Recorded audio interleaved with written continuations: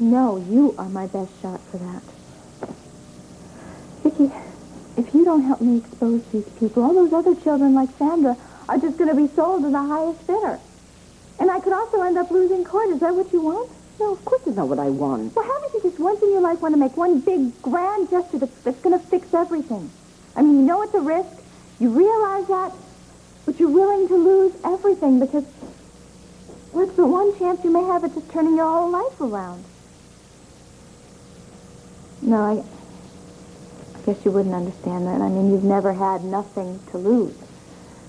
Of course, who would understand it? Nobody does. I guess I'm just going to have to find my own way to stop the whining somehow. Tina, wait. You may not have to take the chance alone. You mean you'll help me? Well, I don't know, but I have an idea. I have just a germ of an idea. The thing is, in order for it to be successful, I'm going to need some rather special assistance. Oh, anything you want, really? This is going to be so great. The sisters working together, nobody will be able to stop. No, honey, the kind of help you can give me, I don't need. Oh, no, you're not going to try to take on Ambrose all by yourself. No, I wouldn't do that. I obviously have to have somebody with me, but the trouble is, I don't know if I can call him and ask him. Well, you mean Roger? I don't think No, it's not Roger. Clint. Oh. And you don't want to call him? Oh, part of me wants to call him. Bigger part of me is afraid he'll say no. Only one way to find out. Yeah. So my fears and feelings should just take a back seat to save the children, right? All right, I'm just going to call Clint and ask him if he will come home and help me in this investigation. But that's not the only reason you're calling. No, I guess I'm hoping that if we can work together, maybe we can find our way back to each other. Just like me and Cord. I knew it. If I came to you, everything would work out. Now, don't get your hopes up, all right? Clint hasn't said yes. In fact, there's a very big chance that... Well, I'm just going to have to take that chance, aren't I? And all it costs me is one phone call. My baby's father need to be drawn into this at all. I came to you through Tina because I wanted my baby to have a good home. Now, if there's any permission that needs to be granted, I'm quite capable of doing so. Well, I admire your self-reliance and your maternal instincts, but we have to have both the mother and father's consent for the adoption. Oh, all right. I will call him and speak to him, and then I'll get back to you. Well, in emotional matters like this, I like to deal with them directly. You see, that's the only way I can make sure that the father won't change his mind at the 11th hour. And given that it's Michael Grand... Look, you don't understand. You see, Michael isn't the father. But my research clearly indicates Yes, your research is clearly mistaken. I'm very sorry. Oh, no. I'm the one that's sorry. I'm sorry that I jumped to such an assumption. Well, please enlighten me. Who's the father? Mr. Wyman, wouldn't it be possible for you to bend your rules and regulations just this once? I'm so anxious to give my baby to your worthy foundation. I would hate for anything to spoil that. The only thing that can is keeping secrets. I'm sorry I have to pursue this, but I really must know the father's name. If it's really necessary. I promise the strictest confidentiality. Who is it? His name is Max Holden. Howdy, this is Clint Buchanan. Sorry no, I can't Clint, take I your don't call want to right talk to your now. machine. I want to If talk wait to for you. the beep, leave your name and message. I'll get back to you pronto. And band together to form a hot musical trio on Who's the Boss? Then Kevin's problems in school spill over to his relationship with his best friend on the Wonder Years. Now stay tuned for General Hospital following an ABC News Brief. Tina. Hi. Hi. Are you busy? Well, no, really, I was just going to go up and see CJ for a while. Well, I just dropped by to say goodnight. What about your curfew at the halfway house? Well, I have a little extra time today. All right, fine. Let's go up and see CJ. Court, could you Actually, wait a minute. I'd like to talk to you first about, what happened with Ambrose yesterday. I don't know what there is left to be said. Well, I thought maybe since you've had a day to think about it, maybe you wouldn't be so angry, or maybe you'd understand. I don't know what it matters, Tina, if I understand or not. Oh, well, I want to know if you forgive me. Court, please, I really need to know. Mommy sounded exhausted. It sounds like she and Clint don't start working until they drop. Well, from what I hear, she's really pitching in out there. Your mama's image of you. We get one of these little baby doll outfits with, like, a lot of lace up there in the hair. It looks so nice. And your mama will be so proud of you. It's Deborah.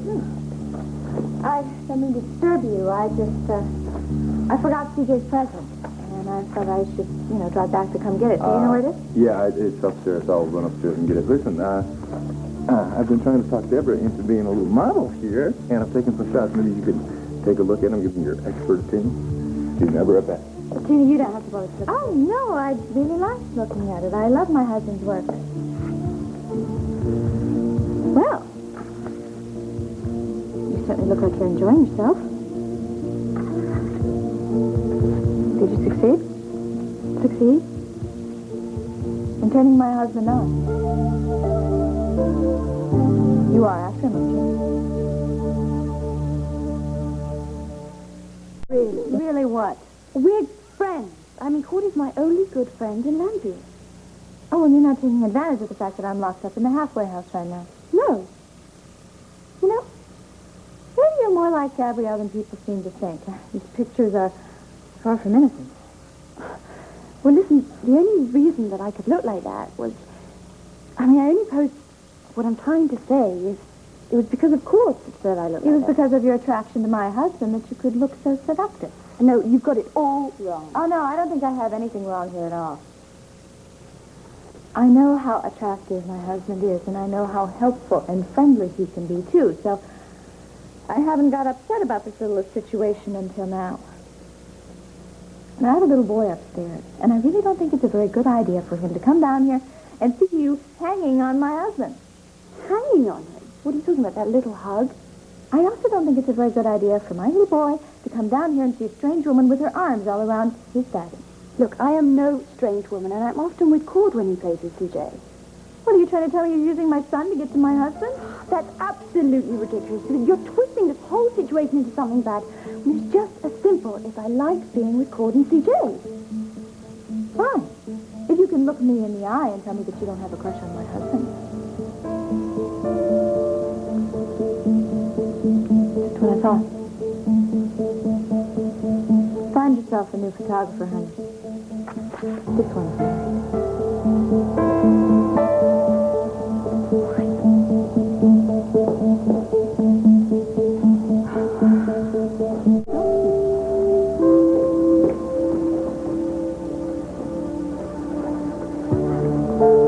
Here you go. Guess what it is? It's a snowflake. Very good. Kim's got Jessica and CJ working on Christmas decorations a little bit early this year. I love it. I'm going to hang it up in my room in the halfway house. Where's Deborah? She said to say goodbye. Then she's not coming back? I don't know. I guess I didn't pay that much attention. A little strange. Did you like the pictures? No, I didn't. But I do like the snowflake. Hard to believe Christmas is just a few weeks away. Yeah, I know. I haven't even started my shopping yet. Yeah, me either. Well, I guess you better be moving now. You don't want to miss that curfew. Yeah, I don't. But I wanted to say something to you first.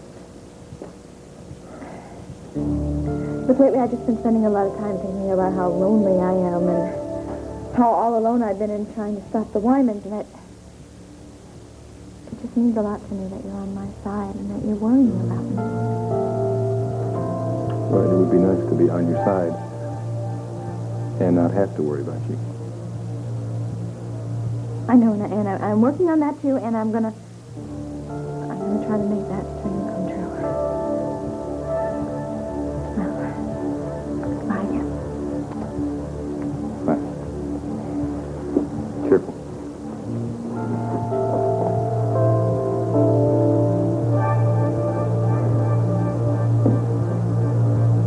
London. Tomorrow, the dynamic trio, Kathleen Turner, Danny DeVito, and Michael Douglas. Also legendary